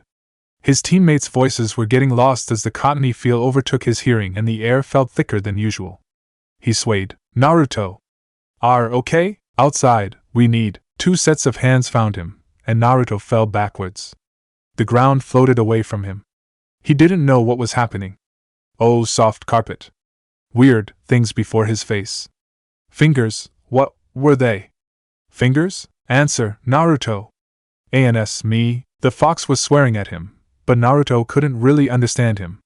Perhaps that was better for everyone because Naruto was having a hard enough time understanding the world without a second voice screaming inside his head. Poise, he slurred. Then his tongue quit on him. Naruto knew no more. Chapter 34. Another man down. Tanyu. A million sparks of fear exploded through my brain when I saw Naruto collapse. Naruto was Naruto. He didn't randomly faint for no reason. Poison. It sounded like such a normal word in the shinobi world, until you had it used against you. This was like the vapors from the Chunin exam, but worse, because at least then the proctors weren't trying to use anything deadly. I choked. I got it, she whispered. Without prompting, she had already set up her vials of indicator. Her hands flew over the test tubes like lightning. In any other circumstance, that is, one where Naruto wasn't in trouble, I would have told her out loud how much her chemistry skills never ceased to amaze me. Outsiders who didn't know Team 7 very well generally considered her the most normal person of our group because she wasn't as combat-oriented as the rest of us, but this was one of quite a few categories which she consistently bested me in. And when I say bested I mean left in the dust. It was obvious that this was connected to the death, but I hardly cared about Lord Isayama, who wasn't going anywhere. In the back of my head, I knew that Naruto would probably be fine in about a few minutes thanks to his healing factor, and of course I trusted Ino's skills, but I still worried for him. As Ino worked, I closed my eyes and searched through my memories, trying to remember as accurately as possible everything that had happened leading up to Naruto's collapse. Our last meal had been at home. We drank our own water, and I trusted that Naruto was smart enough not to let someone slip him something. Thus, it was not ingested. We hadn't encountered any animals or insects, no reports of bites or stings or scratches on the way. Thus, he came into contact with the poison at the scene. If he had inhaled something, then we, as well as Lady Arakawa and the guards, would be feeling the effects as well. Unless this was one big conspiracy where everyone had the antidote but us. Could he have touched something? No, we were all wearing gloves. Unless it was his face. He could have touched something and then touched his face. What did he touch? I was at the tub, Ino was at the faucet, and Naruto was standing by the mirror and shelves. He was looking at the soap and shampoo bottles. He had taken them off the shelves, and then put them back in their places. After that, he picked up the candles to get a closer look at the melted wax. Right there. After he sniffed them, he wiped his nose. We were only minimally exposed because they'd been unlit for a few hours, but Naruto touched the wax directly. It's the candles, Lady Arakawa said suddenly. I am certain it's the candles. Although I was impressed with her unusually quick reasoning, I was also wary to act right away, fully aware that upset parents could accuse all sorts of people in their grief. He could have contaminated his gloves with a number of things before he touched those candles. No, she insisted. I'm sure it's those candles. They were lit when we found him. I blew them out because I thought I might be able to use them to mark the time and turned on the vent because of the smell. At the time I thought nothing of it, but I know where those candles came from. She paced angrily. That old dog. That confounded head secretary. What did he do? I asked. He gave me those candles. As a gift, just a few days ago. I hadn't had the chance to use them. I still have a few unwrapped ones in my bedroom, in their box, she explained. My son asked if he could have one, and I gave it to him like a fool. He meant them for me, I know it. Isayama never hurt anyone in his life. Thank you, I said. Well? Lady Arakawa asked. Aren't you going to arrest him? First, we are going to make sure our teammate doesn't die. Then, we will test the candles and your son's blood to make sure that they indeed contain traces of the same poison to lend more credence to your story. And then we can bring him in for questioning, I explained, ignoring Lady Arakawa's outraged look. Then there's also the matter of who personally dirted their hands for this, since Konoha's leaders answered directly to the daimyo. You don't understand, she hissed. The walls have ears, and none of them belong solely to the daimyo. Only a fool would believe he's the most powerful man within these walls. He bows to the advisor who gives him the most convincing argument, and that person is usually the head secretary, who, coincidentally, also controls his daily schedule. Contrary to what the daimyo told you, he knows exactly what happened and why you're here. I had never met the head secretary, but if what she said was true, then we had a big problem. After all, we had to go through that man to get another appointment with the daimyo. I didn't doubt the true extent of his power. The daimyo's weak and indecisive personality was notorious throughout Fire Country. He wasn't the reason for our currently stable state of trade and order. Still, I was determined to remain impartial. It was easy to fall into the trap of instinctively picking a side this early on. Lady Arakawa, after all, was on the victim's side, and everything she said so far made sense. At least he's capable, I said to gauge her reaction. Capable, she sniffed. Capable men are everywhere. Trustworthy ones, however. She shook her head. We used to be friends, can you believe that? Is that so? Not close friends. Alliances are very temporary in this place. But I respected him. When my husband died and left us his properties, he helped me fend off the liars and debtors that wanted a piece of it. Trust me, I wouldn't have accused him lightly. He's a ridiculously powerful man, but he's also done this country good. I had no quarrel against him. I raised an eyebrow. So why did you accuse him? She sunk into a chair and covered her face with her wide sleeves. Recently, one of my allies informed me that he was conversing with some shinobi. At first I thought nothing of it. He was managing a whole country. Of course he would have some dirty secrets. Everyone here does. Well, of course. That was why I wanted this Tanyu mission, after all. A little bit of leverage was always a great way to find allies, and allies in a noble court was a useful thing indeed. Lady Arakawa continued her story. In Tanyu, we keep each other's secrets. That's how you know who your allies are. You agree not to talk about each other. So I decided to forget about it because he was, a friend. And everyone cheats a little bit. I looked the other way, like I'm sure he does for me normally. Somehow he found out that I knew. When he confronted me about it, he was very angry and panicked. I assured him that I didn't understand it, and I promised I wouldn't tell anyone. He calmed down after that, and that's when he gave me a gift basket with the candles in it as an apology for losing his temper. You think the poison was meant for you, I concluded. What else could it be? I promise you, I would not dare to go up against a man like that if I had something left to lose. But my son is gone, and he knows that his trick failed. He'll try something else soon enough. I thought he was my friend, but now it's a matter of survival for me, she said. Her prior stony appearance was gone. I must leave, before you are a member of the daimyo's family, no matter how distant. If what you believe is true, Konoha will offer you her services, I told her. I can arrange for a guard detail. You will, of course, have to return for the day of the trial. Yes, there will be a trial. We cannot execute people based on finger-pointing alone, no matter how obvious the evidence seems. A look of panic flashed across her face. I think it would be safer if I left the country. I think it would be safer if you were accompanied by Konoha Nin wherever you went, I told her, annoyed that she wasn't more grateful for my intervention. If you fear that the head secretary has connections to Konoha, it would be in your best interest to put in an order for a mission as soon as possible. We do not fight our own, so should we receive your orders first, we would not accept his. He could hire other shinobi, from another village, or a rogue Nin? It's one thing to outsource missions, it's another thing to allow foreign shinobi pass into Fire Country for the express purpose of attacking a citizen of Fire Country. That is, you, and the Konoha Nin guarding you. In fact, I stressed, trying to discern why she was so adamant against the idea of being guarded by our ninja. That is treason, and punishable by death. If he's as smart as you say he is, he wouldn't risk that. The truth was, if he was as smart as she said he was, he'd find a way to circumvent paper trails.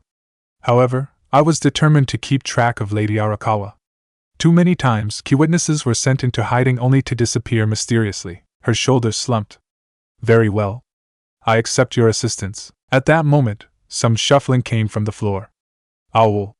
Naruto pushed himself to his elbows, groaning. Naruto, I breathed. You okay? Yep, I'm fine. He patted his stomach.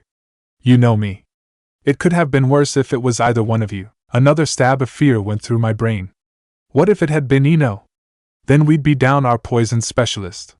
And she didn't have Naruto's healing abilities. Though I was capable of holding my own against the more common toxins, there would be a point where all I could do was put a body in stasis and hope that a more experienced specialist was close enough. How many fingers am I holding up? Ino asked. 3, Naruto said. And don't you dare tell me your other hand is hiding one behind your back. Or that the thumb doesn't count. He's fine, Ino announced. Lady Arakawa's painted eyebrows shot up to her hairline in shock. How did you? But she stopped herself halfway. What, the poison? I asked. Nothing, she said. Your friend, he looked so ill earlier, I thought, but I don't know anything about how shinobi or poisons work. As I prepared an excuse that didn't involve Naruto's secret, which, while well known in Konoha, had no business dancing around civilian circles, Ino shrugged and explained that this one had been relatively simple for her because it was a plant-based poison, concocted from many flowers she commonly worked with. I found the same poison in lethal concentrations in Lord Isayama's bloodstream, and the candles. This was definitely the cause of death. There was that triumphant look on Lady Arakawa's face again. I told you, didn't I? But then she caught another glimpse of the corpse in the tub, and it all melted away to a blank sadness again, as if reminded that nothing was going to save him. Konoha, the Sandaime glared at the messenger hawk on his desk. The B rank from the capital had turned into an A rank, which no longer surprised him one bit. For one, Court politics was always a disgusting mess even he didn't want to deal with, and for another, the fire daimyo was a damn fool. A good man, but an indecisive fool. His wife wasn't much better. She, too, was a silly, frivolous woman. But what did that matter, if they were both alive while numerous others, too clever and ambitious for their own good, were dead? The daimyo was no mastermind, but he understood loyalty and good business. As long as the country was prosperous, the true powers of the Land of Fire, that is, his board of advisors, whispering in his ear, could care less about his stupidity. Reveled in it, even, because that meant they had more freedom to do what they liked. Thank the gods they'd sent Team 7 instead of the regular fare.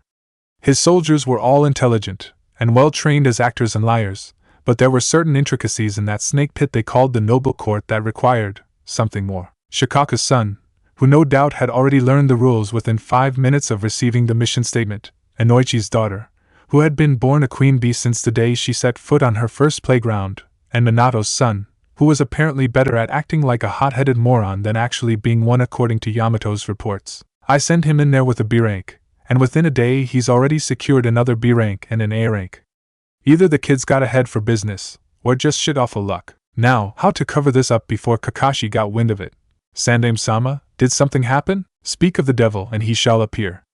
Kakashi, what are you doing here? Don't you have work to do? Kakashi stretched. Oh, I thought I might take a break, so I stepped outside for some fresh air. It just so happened that I had the luck to step right into a cute old lady who… The Sandaime glared at him. Let's skip that part, and long story short, I heard my cute little student's B rank turned into an A rank.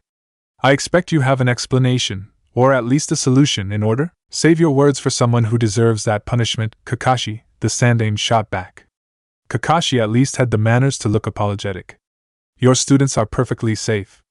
Jiraiya is with them, and Shikamaru was intelligent enough to request a team for backup instead of trying to dive into things himself. He suggested Yamato and Anko, and I agree with his choices. Sad that it's not you, but we can't always get what we want. Kakashi leaned against his desk. And are they on their way home? No, why not? See for yourself. It was Shikamaru's decision. Someone had to stay on site to brief the next group. Have a little faith in your own training regime, Kakashi. Not that the situation needed explaining. Kakashi had already stolen his student's letter off the Hokage's desk, reading it with a greater intensity than the feigned disinterest he afforded his dirty novels. With every word, he could see the forced smile beneath his mask growing wider and wider. It was incredibly unnerving, to say the least. Putting this here because I know you're going to find out and probably blow up anyway, Kakashi-sensei. But there was a minor poisoning incident. It was nothing Ino or I couldn't handle, and of course Naruto would have been okay even if we weren't there. Please don't get mad at Jiraiya. He was securing the perimeter. Doesn't that sound great, Sandaime-sama? Hiruzen almost wished he had the pseudo-stoic 13-year-old Kakashi again. He'd been surprisingly easy to read back then compared to all the varying degrees of laziness and immaturity now. A mostly transparent mask was better than 1,000 reflective ones, and a man who didn't show any emotion was infinitely less dangerous than a man who showed emotions that weren't his. They ran into an unexpected problem. They responded quickly and professionally, and nothing bad happened. In fact, the incident helped them gain a great deal of intelligence about what they were facing. Kakashi was still smiling, and pointedly staring at Hiruzen's forehead instead of his eyes. No, that's perfectly reasonable. I expected no less from my amazingly talented students. And he kept standing there, staring, well past the socially acceptable time for someone to leave after the end of a conversation. No, Kakashi, you're not allowed on any missions until you finish your homework. Do I have to take away your desserts for the rest of the week too? The Sandaime snapped. How did you find out so quickly anyway? I just got that hawk half an hour ago. Rather than answering, Kakashi blatantly rotated his perfectly positioned ashtray, 1 centimeter from the front and right edges of his desk, lined up at a perfect right angle to the corner, 3 degrees to the left as if he wouldn't notice. And then acted like it was an accident. The Hyuga clan compound. Hinata couldn't hide her shaking hands, or bring herself to meet Hanabi's eyes. Both actions did not go unnoticed by Hayashi Hyuga, she knew. The Byakugan didn't miss anything. As she was reminded day after day after day, the clan's arrogance annoyed her very much, though she would never say it aloud, of course. This spar will last until one person loses. No mercy, no forfeiture, and no holding back. His glaring blank eyes were fixated upon her at that last phrase. The first person to fall unconscious shall take the mark. Or die, one of the elders reminded him. Or die, Hayashi Hyuga agreed, after a millisecond of hesitation, which surprised Hinata, because a Hyuga was supposed to be decisive all the time and never be hesitant, ever. But let us hope it does not come to that. Leave the murder of family members to foreign Nin. Out of the corner of her eyes, Hinata could see Niji tighten his fists. The whole clan was here, watching, and they knew the story of Niji's father just as well as she did. How could he say something like that? Did he have no respect whatsoever for Niji's feelings, just because he was a branch family member? She understood that sometimes pain and lies were necessary, to make someone stronger or keep them safe, but right now, she had no idea what purpose such a thoughtless statement would serve. It brought no one any benefit. This was just the same as the last time she fought Hanabi. Hayashi Hyuga's disappointment of an older daughter, about to be the first member of the main branch in all of Hyuga clan history to forfeit her title as heir. How was she supposed to do this? How was she supposed to strike down her wonderful, loving baby sister, the girl she'd promised she'd protect on her mother's deathbed?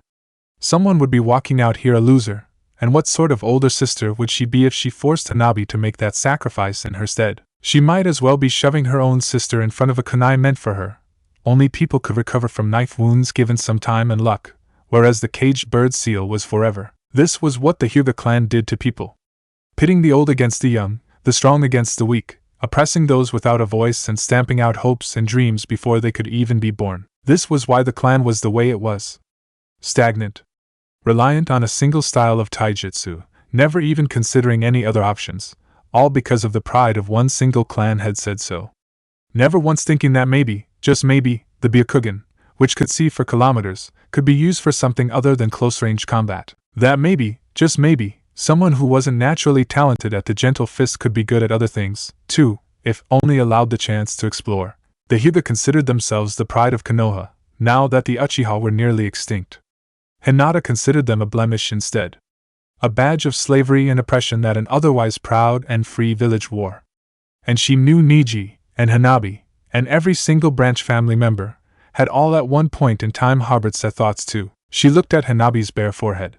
One of them would be getting the curse sealed today, remember the trees, minus not quite. There was still one more person in the room with an unmarked face. The first person to fall unconscious. She would not shame herself. She would not forget who she was. She was not going to lie any longer. She would not suffer this injustice and cruelty in silence. Subconsciously she began packing her fists full of chakra. This is for you, Hanabi. Hayashi Hyuga's condescending face caving in beneath her knuckles was probably the most satisfying thing she'd ever felt, until she kicked the compound gate into splinters and stalked out completely unopposed 30 seconds later. Tanyu, the backup team Shikamaru requested, made good time. Yamato's team quickly ushered Lady Arakawa away, while Anko's group split up. Two of them, a Hyuga branch member and a clanless Jonin minus, went to take the head secretary into custody, while she and a Jonin from the Inuzuka clan stayed with them. Ino was looking forward to working with Anko. She was weird, but no one could deny she knew her way around poisons, especially since she trained directly under Orochimaru. Very conveniently, before her departure, Lady Arakawa had thought ahead to call upon several servants who could corroborate her story on her argument with the head secretary. They directed Ino to the gift basket in question swiftly. It was a giant pink monstrosity filled to the brim with expensive soaps, shampoos, random candy assortments, and the candles in question sitting in a partially open box. There were 5 of them, with an empty spot for the 6th, the one Lord Isayama had presumably taken. All of them tested positive for the poison, as well as everything else in the basket. Well, said Anko, observing the used and unused candles side by side in the burn testing chamber, the height certainly seems to indicate that it was burning for about an hour. Assuming Lady Arakawa was in the right state of mind to remember things properly, he borrowed one of these from her, lit the candle, and then tried to kill himself, although it's clear he didn't know where his arteries were.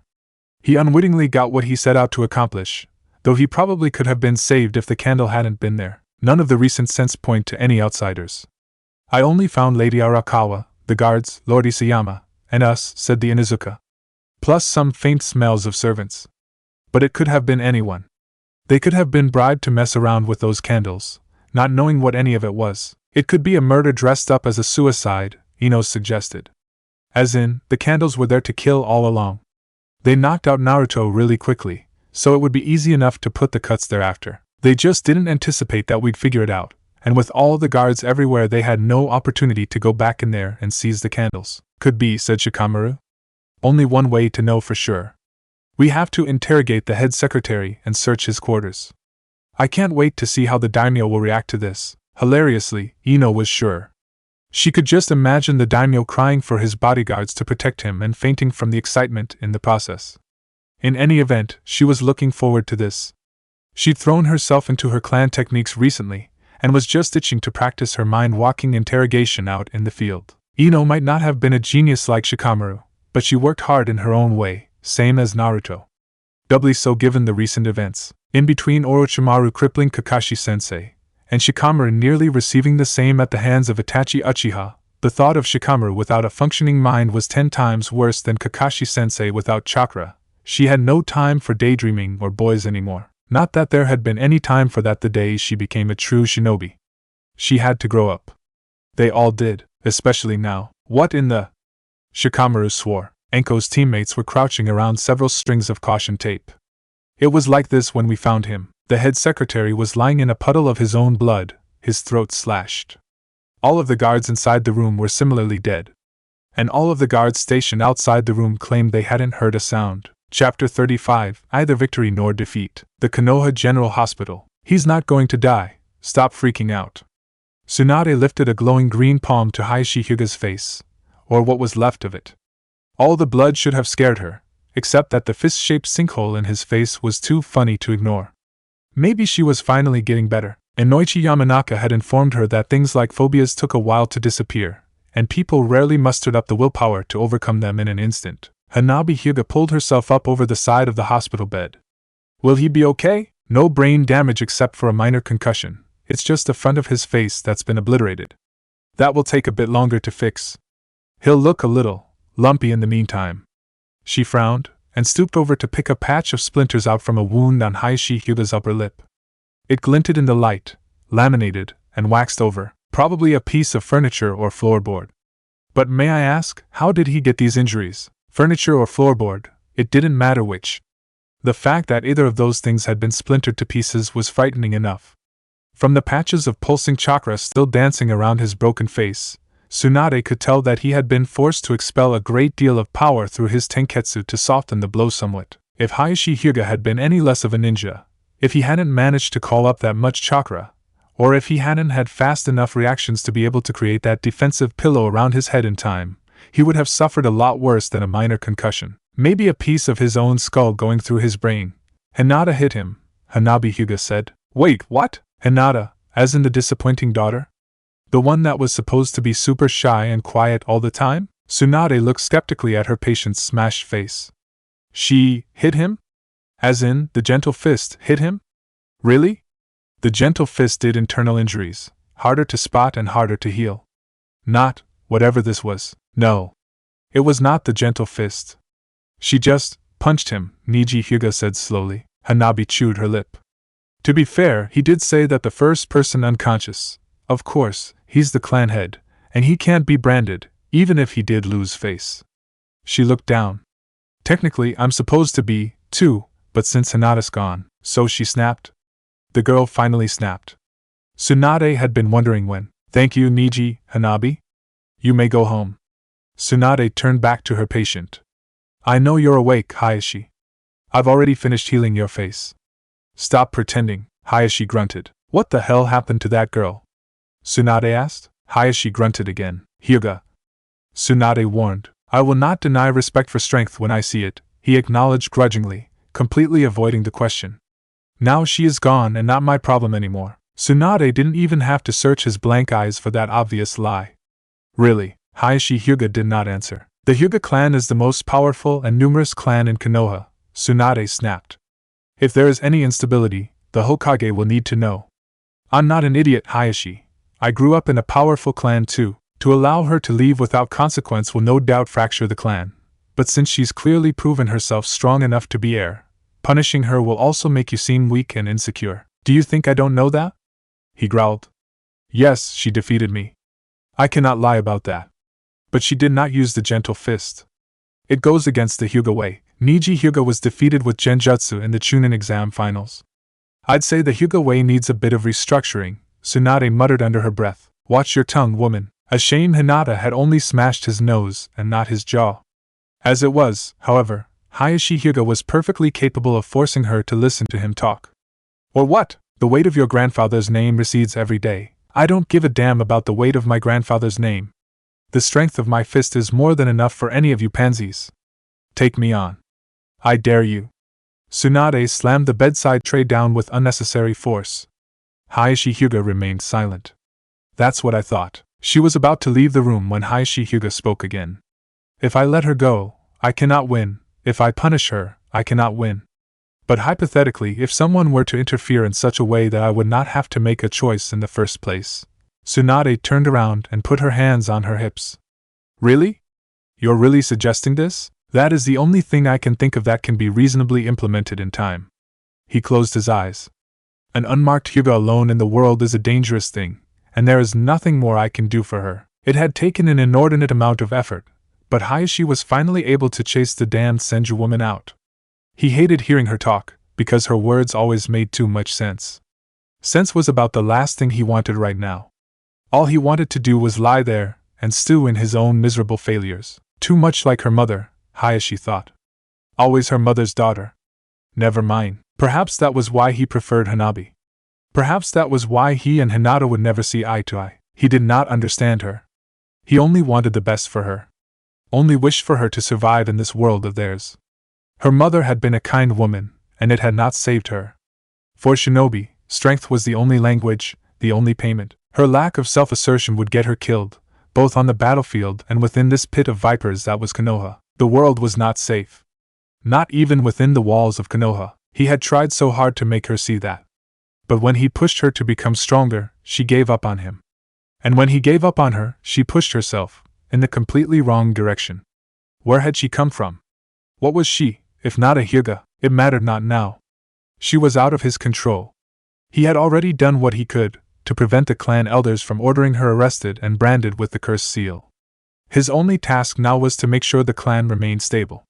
He was not one to wish death on others, and so he did not wish death upon Hinata. But if death came to her, then he no longer had any pretense of power to prevent it, for he was no longer her father. So Hayashi Hyuga shut himself off from his wife's daughter, for he was not her father, no longer her father, perhaps had never even been her father, even though he had undoubtedly fathered her, and hoped that severing all physical ties would be enough to sever the emotional ones as well. Tanyu, the head secretary, looked as Naruto had expected, in an unexpected way. He was a rotund, bespectacled man, a result of too much time hunched over a desk with a pen in one hand and a snack in the other instead of exercising. But he didn't look very much like the most powerful man in the country, or, as the fancy people at court would say, there was something extremely undignified in death that ill-befitted a man of his stature. That didn't surprise Naruto much.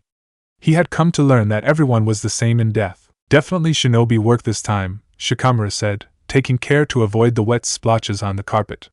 He couldn't tell if it was blood or some other liquid, because the whole thing was already dyed a dark red. But why? Lady Arakawa wanted him gone, that much is certain, but she wouldn't have gone through the trouble to demand Konoha shinobi if she could get rid of him this way. Only the daimyo himself could have ordered this, but the head secretary is too necessary to the country to execute without absolute proof of wrongdoing. Whether or not it's related to Lord Isayama's suicide, this is the work of a non-Konoha faction. IWA, Jiraiya muttered. What? Jiraiya handed Naruto the tiny torn strip of thick maroon-colored cloth the Hyuga guy had picked up. No other village makes its uniforms in this color. We use dark colors, same as Suna and Kiri, and Kumo-nin wear gray. The Inuzuka held it up to his nose. Well, it's definitely Earth country material. Naruto felt a shiver run up his arms as his brain went through the possibilities. In his time with Shikamaru, his friend had always taught him to think ahead. Does this mean we're going to war now, with IWA? He asked. He had always wanted attention, and glory, and cool missions. Not war, though. Never war. Never ever. War? Said Shikamaru. Yes. Now? Hopefully not. The Hokage should be able to buy us another year at least, if he plays his cards right. With IWA? Not necessarily. Although Konoha and IWA do invariably find themselves on opposite sides in just about any given conflict, I doubt they were the ones who started this, which is rare, as far as conspiracies in the shinobi world go. What makes you say that? asked Anko. Shikamaru rolled his eyes. Come on, really? A very heavily guarded, high-ranking official assassinated without a sound?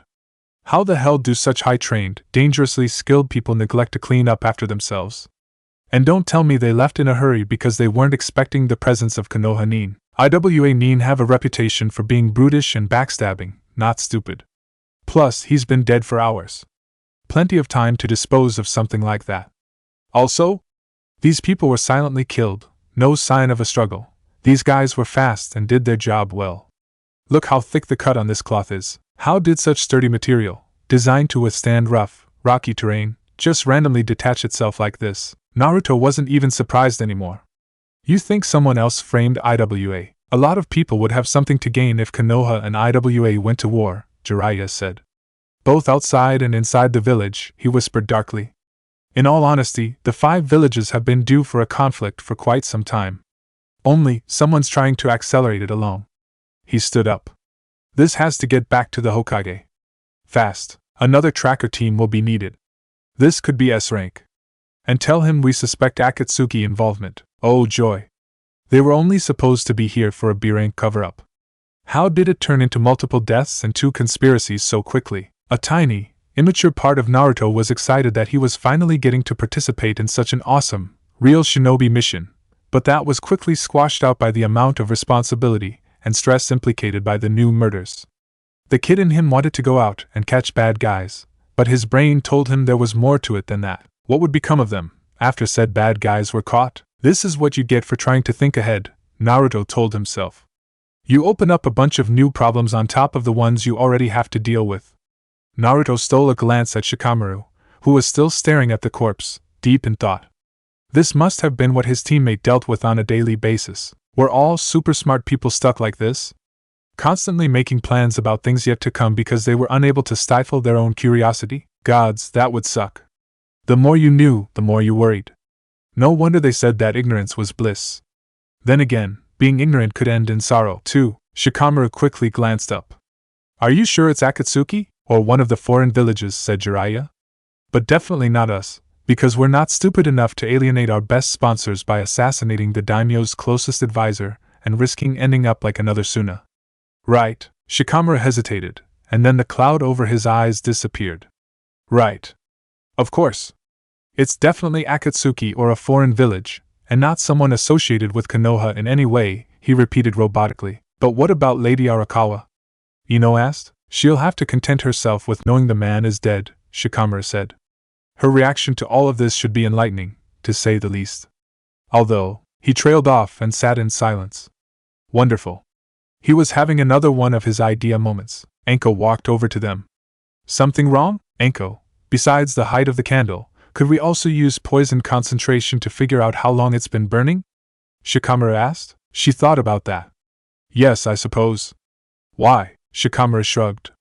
I just want to double-check something. I don't know if we can use the corpse. It might throw off our calculations. And the bathroom he died in has been vented, so no go on that either. We need a different absorber, Anko said. We took a bunch of things from the bathroom earlier and stored them in plastic baggies, Ino mentioned. Sponges, potted plants, and so on. Surely one of them could work. Yes, that might work, Anko murmured. If you've isolated them in non-permeable bags, then it might work. I'll go take a look at that. Is this important, Shikamaru? He shrugged. It could be. Ino frowned at the vapor chamber she and Anko had set up. This doesn't make sense. Did we do something wrong?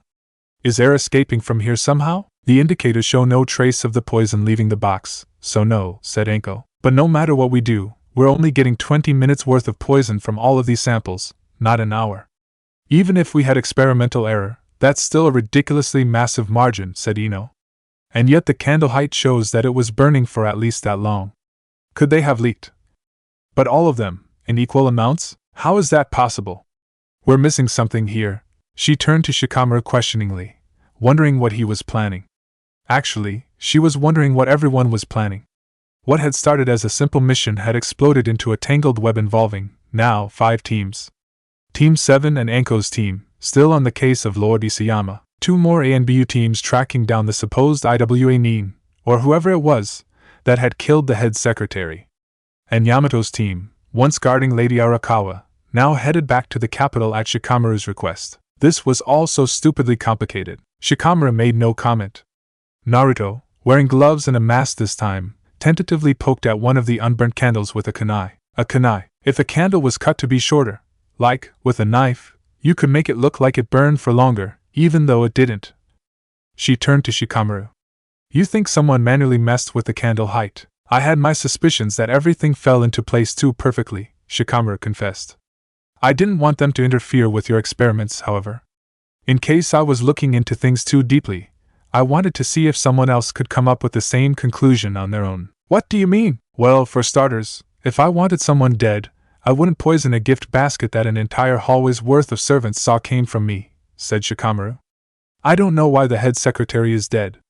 I don't know if it even has anything to do with this particular death, come to think of it. But I do know that if we want to solve this case, we have to find out what exactly was in the letter that drove Lady Arakawa to take action against the head secretary. Conveniently, one of two people who know the answer are dead, said Jiraiya. That's why you chose to recall Yamato's team. Hopefully both Lady Arakawa's team and the ANBU teams make it back safely, Shikamaru said. We're either looking at one plot or two. And they could be connected, or not at all. Maybe some other enemy was already planning the demise of the head secretary, and it was coincidence that he died the same day we went to arrest him. Or maybe they took advantage of us being here to kill him. Or maybe it's the mysterious letter that ties Lady Arakawa, Lord Isayama, and the head secretary together. We won't know until they get back. So, the poisoned candles? Naruto said. The question was, what did they want to believe? Either both Enko and Ino, in all their experience, was making a very stupid mistake that was giving them such massive errors in their time measurements, or someone had tampered with the candles, knowing that they could be used to help with timing. As per Lady Arakawa's earlier suggestion, the woman knew more than she was letting on. Lord Isayama didn't hit a major artery when he slit his wrists, Shikamaru explained. He was bleeding out very, very slowly. No awkward bloodstains or splashes to indicate he moved from the tub after he cut himself, meaning someone else entered the room and messed with those candles as he was dying. Ino immediately picked up on Shikamaru's train of thought, as did Naruto. She wasn't as good as coming up with things on her own, but given the right hints she could come to the same conclusion as Shikamaru. They were getting better at connecting their thinking lately, even if their specialized skills were starting to take them down individual paths. Lord Isayama, and a mystery person. Perhaps both of them knew the candle was poisoned, and this was a suicide pact. If the slit wrists didn't go as planned, the accomplice would light the candles and give him a faster death. Or perhaps neither knew, but that was unlikely, because whoever walked in on all that blood would have screamed and gone to report it. No, whoever lit the candle intended to kill Lord Isayama, with or without his knowledge, and their resident Inuzuka had informed them that the only other people that had entered the bathroom today were the guards on duty, or Lady Arakawa. That was the sloppiest part of the suicide. Murder. Whatever. A proper killer would try to get rid of the evidence, including the candles. Why leave them out there where anyone could pick them up and reveal the poison, like Naruto had? Why increase their risk of revealing the truth and getting caught so highly? Because they wanted someone to find it, Shikamaru declared. Because they wanted to get caught. Because this wasn't a murder dressed up as a suicide, this was a suicide dressed up as a murder. Oh, hello, Lady Arakawa. So nice of you to join us. Lady Arakawa was naturally incredibly upset at her current treatment. What are you doing? She snapped. Why have you brought me back here? The head secretary means to kill me, and here you are playing your little games. Want to hear a hypothetical story, Lady Arakawa? I asked. Before she could answer, I decided to pull an Ino and said, What am I talking about? Of course you do. Excuse me. Once upon a time, there were two uneasy allies. We'll call them A and B. Now, A has been thinking of replacing B for a while. But he can't let B walk away with all that information, so the logical thing would be to kill her. Right, she said grudgingly, probably wondering where I was going with this and how long it was going to take, so A gives her this gift basket full of poisoned goods. Perhaps a bar of soap or a piece of candy would do the trick. She passes away without any fanfare, and he's free to do what he likes for the rest of his days. Unfortunately, B's son, we'll call him C, gets into the gift basket before she does. He borrows a candle, lights it, slits his wrists in the tub, and dies. And now, A is in a great deal of trouble. This is what we're supposed to believe. Lady Arakawa narrowed her eyes. It's what happened. I put my hand on my chin. But this is a hypothetical story. Her mouth twisted into an ugly frown. We both know that's not true. The hypothetical part, or the story part? I asked. Because even though the height of the candle suggests it was burning for an hour, poison concentrations of not one, but several objects from the site of death indicate it couldn't have burned for more than 20 minutes. You told us you put out the candle as soon as you and the guards walked into the room, and the guards confirmed this. Therefore, the candle started burning after Lord Isayama stepped into the tub. We know Lord Isayama never stepped out of the tub after his attempted suicide. That means someone else walked into the room after he slit his wrists and lit the poisoned candle. Someone who deliberately shortened the height of the candle before lighting it, to make it look like it was burning for longer than it actually was. She remained silent. I smiled. How about another hypothetical story? I would rather not. Of course you want to hear it. Fine. We'll start over with A and B. Now, A has been thinking of replacing B for a while. But he can't let B walk away with all that information, so the logical thing would be to kill her. Right, she was silent. Right. I pressed. Lady Arakawa looked down. Right, she muttered, but B also knows this. It's practically a given, in a place like this, that people who outlive their usefulness don't outlive it for very long. So, B prepares a preemptive strike, to get rid of A before he can get rid of her. So one day, when her son, C, attempts suicide, instead of trying to save him like all those other times, she puts him out of his misery by euthanizing him. Maybe she really did love him too much. I didn't know him when he was alive, so I wouldn't be able to judge the extent of his depression. Or maybe, she was trying to get rid of her worthless suicidal son so that she could take control of his inheritance, possibly using it as leverage for a potential powerful remarriage. I won't go into the moral arguments of an assisted suicide, but even without that, B is still a murderer, not a murder disguised as suicide. A poorly researched, attempted suicide turned into a murder disguised as another murder by someone else. What the hell? And of course, all the evidence is already set up, from everything else in that gift basket poisoned ahead of time, to the servants willing to testify, to the manually shortened candle used to throw off our timing estimations. She had an answer for everything. The head secretary's incarceration was practically a given. He's about to go off to the chopping block, and she's won. And the shinobi hired have no proof to the contrary, she said coldly, except for a few trinkets that might just have absorbed poison differently. Too bad. Perhaps not, I said, but it does cause enough doubt to warrant an interrogation. My teammate is a Yamanaka, Lady Arakawa. Surely you know what that means? She did know. Her impassive exterior shattered into abject terror. So I was right then. Everything was her doing. But she was clever. She had an answer for everything, and we have no evidence apart from a mismatched time of death. Had we been any other village, without the Yamanaka clan, she could have gotten away with it. A solemn chill washed over me. Normally, solving half of such a convoluted mystery would have given me some measure of satisfaction. But I felt no joy in informing Lady Arakawa that there was no way out of this. By all laws, this warrants an execution. She fell to her knees. Please, she whispered. He would have killed me anyway.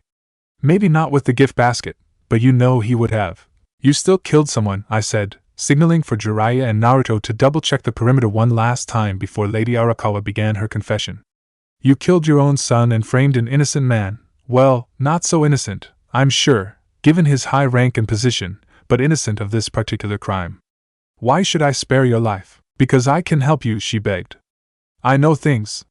Just let me live. I'll tell you everything you need to know, more. The head secretary and I used to have a deal.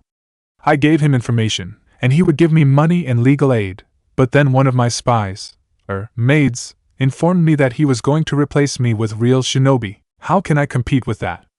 I knew too much for him to let me live, so you acted first, hoping to take him out in a preemptive strike. Your son was dying anyway, and you took advantage of his death to frame another man for murder. I shook my head. Even if I was willing to team up with someone like that, she wasn't exactly the type of person I wanted to attach myself to. How did she ever think she could get away with such a massively complicated plan that hinged upon so many things outside of her control? Well, I hope you're pleased with yourself, because the head secretary is now dead, just like you always wanted. She froze. Executed? Already? No. He was also murdered. Only a few hours ago.